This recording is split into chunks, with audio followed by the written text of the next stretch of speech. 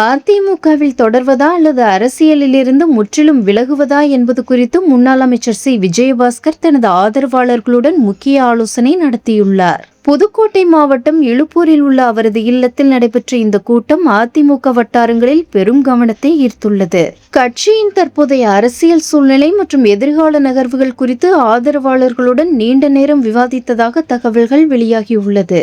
கூட்டத்தின் போது தனது அரசியல் எதிர்காலம் தொடர்பாக ஆதரவாளர்கள் எடுக்கும் எந்த முடிவுக்கும் தாம் கட்டுப்படுவதாக சி விஜயபாஸ்கர் தெரிவித்ததாகவும் தகவல் வெளியாகியுள்ளது.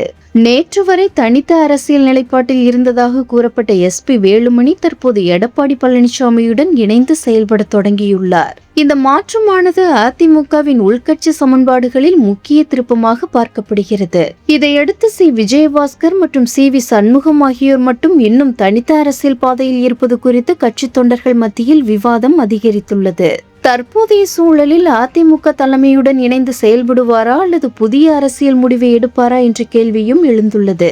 இதனால் புதுக்கோட்டை மட்டுமல்லாமல் மாநில அரசியல் வட்டாரங்களிலும் இந்த விவகாரம் தீவிரமாக பேசப்பட்டு வருகிறது. சி விஜயபாஸ்கரின் அடுத்த கட்ட அரசியல் முடிவு குறித்து அவரது ஆதரவாளர்கள் மற்றும் கட்சி நிர்வாகிகள் மத்தியில் எதிர்பார்ப்பு அதிகரித்துள்ளது என்பது குறிப்பிடத்தக்கது.